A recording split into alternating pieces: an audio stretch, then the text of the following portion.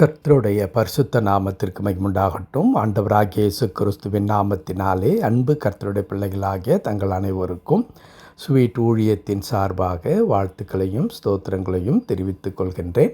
அப்போஸ்தலனாகிய யோவான் எழுதின 3ஆம் நிருபம் 2வது வசனம். யோவான் எழுதின 3ஆம் நிருபம் 2வது வசனம்.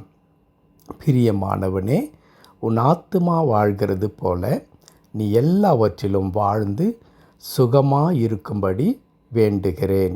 பிரியமானவனே, உன் ஆத்துமா வாழ்கிறது போல நீ எல்லாவற்றிலும் வாழ்ந்து சுகமாயிருக்கும்படி வேண்டுகிறேன்.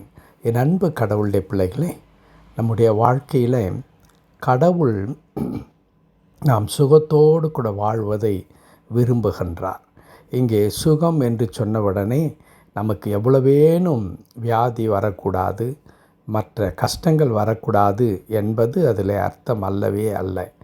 மாறாக எத்தனை நெருக்கடிகள் பாடுகள் இருந்தாலும் கூட அவற்றின் மத்தியிலே கடவுள் நமக்கு கிருபைகளை கொடுத்து சமாதானத்தை கொடுத்து நமக்கு அவருடைய வழி நடத்துதலை கொடுத்து இந்த உலக வாழ்க்கையை நாம் மனரம்பியமாய் வாழ்வதற்கான வழிகளை கடவுள் உண்டாக்கி தருகின்றார்.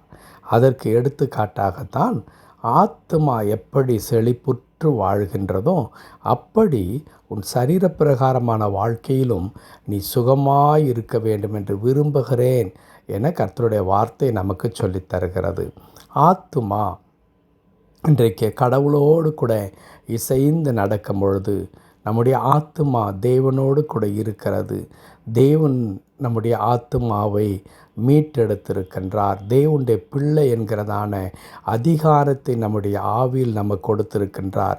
இறுதியாக நாம் தேவனுக்கு உரிய பிள்ளைகளாக இந்த உலகத்தில் வாழ்ந்து கொண்டிருக்கிறோம் என்பதை எப்படி நாம் ஆணித்தரமாக அறிந்திருக்கின்றோமோ அதே வண்ணமாக இந்த உலக பிரகாரமான வாழ்க்கையில் கூட நீங்களும் நானும் மிக மனரம்பியமாக வாழ வேண்டும் என்று கடவுள் விரும்புகின்றார்.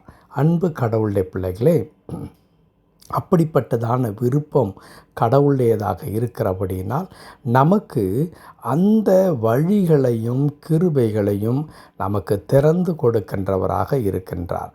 நீ அப்படி வாழ வேண்டும் என்று விரும்புகிற கடவுள் மாத்திரமல்ல, நாம் அப்படி வாழ்வதற்கான பலனையும் வாழ்வதற்கான அந்த கிருபையை நமக்கு உண்டாக்கி தருகின்ற கடவுளாக இருக்கின்றார். ஆகவே தான் நமக்கு வருகின்ற எந்த பிரச்சனைகளையும் எந்த போராட்டங்களையும் எந்த நெருக்கடிகளையும் பார்த்து நம்மால் பேச முடிகிறது. இவையெல்லாம் ஒரு நாள் மாறும், இவையெல்லாம் ஒரு நாள் இல்லாமற் போகும். வாழ்க்கையில் கடவுள் இந்த சூழ்நிலையெல்லாம் தாண்டி ஒரு வெற்றியுள்ள ஒரு ஆசீர்வாதமான இடத்திற்கு கடவுள் என்னை கொண்டு வருவார். அதற்கு காரணம் என்ன? அவர் நம்மை குறித்ததான ஒரு தீர்மானத்தை கடவுள் வைத்திருக்கின்றார். தாயின் கருவில் உருவாவதற்கு முன்பதாகவே நம்மை பேர் சொல்லி அழைத்த கடவுள் இன்னும் கர்த்தருடைய தாசன் சொல்லுகிற வண்ணமாய் எலும்புகள் உருவாவதற்கு முன்பதாகவே கண்கள் கண்டது என்று சொல்லி எழுதியிருக்கிற வண்ணமாக நாம் பிரமிக்கத்தக்க அதிசயமாய் உண்டாக்கப்பட்டபடியால் உம்மை தோத்தரிக்கிறேன் என்று கர்த்தருடைய தாசன் சொல்லுகிற வண்ணமாய் இந்த உலகத்தில் நாம் வந்தது கடவுளுடைய பெரிதான ஒரு திட்டத்தோடு கூட நாம் வந்திருக்கிறோம்.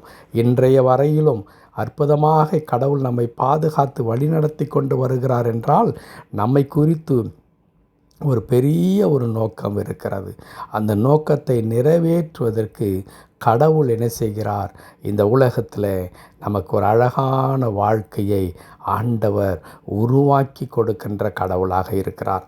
ஆகவே என் அன்பு கடவுளுடைய பிள்ளைகளே, ஒரு தேவனுடைய திருச்சித்தத்தை நிறைவேற்றுகிற பிள்ளைகளாக நீங்களும் நானும் வாழ்ந்து கொண்டிருக்கிறபடினாலே இந்த உலக பிரகாரமான பாடுகளையும் கஷ்டங்களையும் பார்த்து கலங்கி போய் பதறிப்போய் என் வாழ்க்கை இப்படி தலைக்கீழாய் மாறிவிட்டதே என்று சொல்லி கலங்காதபடிக்கு நான் சுகமாய் வாழும்படி விரும்புகின்ற கடவுள் என் ஆண்டவராயிருக்கிறார்.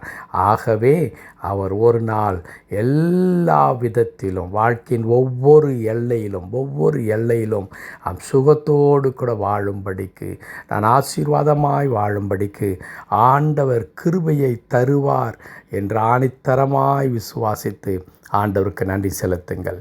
எல்லா சூழ்நிலைகள் மாறும். கடவுள் ஆசீர்வதிப்பார். ஏனெனில் அவர் சொன்னதை செய்யும் அளவும் நம்மை கைவிட மாட்டார். ஜெபிக்கலாமா? கிருபை நிறைந்த நல்ல ஆண்டவரே, உம்மை துதிக்கிறோம். எங்களை குறித்ததான ஆண்டவரே, உம்முடைய திருச்சித்தத்திற்காக உமக்கு தோத்திரம் ஐயா. ஆம், எங்கள் ஆத்மா வாழ்வதைப் போல நாங்கள் எல்லாவற்றிலும் வாழ்ந்து சுகமாயிருக்கும்படி என் ஆண்டவர் எங்களை குறித்து விரும்புவதற்காக நன்றி செலுத்துகிறோம். ஆகவே தாழ்த்தி தம்முடைய திருக்கரத்தில் அர்ப்பணிக்கிறோம். எங்களை பொறுப்படுத்திக் கொள்ளும் சுவாமி. இந்த நாள் மாத்திரமல்ல ஆண்டவரை, இனி வருகிற காலங்களும் எங்களுக்கு மிகுந்த ஆசீர்வாதமாக இருக்க கடவுள் உதவி செய்யும். மீட்பர் நாமத்தில் பிதாவே. ஆமென், ஆமென்.